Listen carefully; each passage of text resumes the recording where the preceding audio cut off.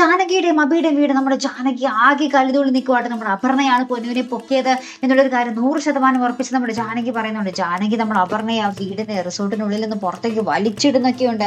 എന്നിട്ട് കർമ്മത്തടിക്കുന്നൊക്കെയുണ്ട്. അപർണ പറയുന്നുണ്ട്, നീ സൂക്ഷിച്ചില്ലാതെ നിന്റെ മോളെ കളഞ്ഞിട്ട് നീ എന്നെ പ്രതിയാക്കുന്നു എന്നൊക്കെ ചോദിച്ച് നമ്മുടെ അപർണ ചൂടാകുമ്പോൾ നമ്മുടെ ജാനകി നമ്മുടെ അപർണയുടെ കർമ്മ അടിച്ചൊക്കെ പൊളിക്കുന്നുണ്ട് കേട്ടോ. അപ്പൊ ഇതൊക്കെ കണ്ടിട്ട് നമ്മുടെ അബിയുടെ അമ്മ പറയുന്നുണ്ട്, നിർത്ത്, ഇവിടെ ഇതൊന്നും നടക്കത്തില്ല എന്നൊക്കെ പറയുന്നുണ്ട്. അപ്പൊ നമ്മുടെ ജാനകി പറയുന്നുണ്ട്, ഇവിടെ ഇതൊന്നും നടന്നില്ലെങ്കിൽ എന്റെ മകളെ അമ്മ കണ്ടുപിടിച്ച് തരുമോ, ഇവളാണ്, അല്ലെങ്കിൽ അമ്മയുടെ മരുമകളോട് പറ എന്റെ മകളെ തിരിച്ചു തരാൻ എന്നൊക്കെ പറഞ്ഞ് നമ്മുടെ ജാനകി ഭയങ്കരമായിട്ട് തിളച്ചു കയറുമായിരുന്നു. പൊന്നുവിനെ കിട്ടാത്തതിന്റെ ഒരവസ്ഥ നമ്മുടെ ജാനകിയിൽ ഭയങ്കരമായിട്ട് ഇങ്ങനെ തളർത്തിയിട്ടുണ്ട് കേട്ടോ. അതിനുശേഷം നമ്മുടെ അപർണയോട് പറയുന്നുണ്ട്, മര്യാദയ്ക്ക് എന്റെ പൊന്നിനെ തന്നു, നീ ആ പൊന്നിനെ കൊന്നുകളയാനല്ലേടി കൊടുത്തു വിട്ടത് എന്നൊക്കെ പറഞ്ഞ് നമ്മുടെ ജാനകി കടന്ന് കരയുവാട്ടോ.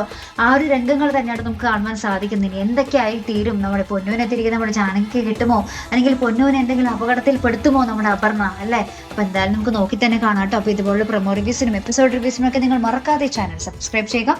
അടുത്തൊരു വീഡിയോ വരുന്നത് വരയ്ക്കും ഗുഡ് ബൈ.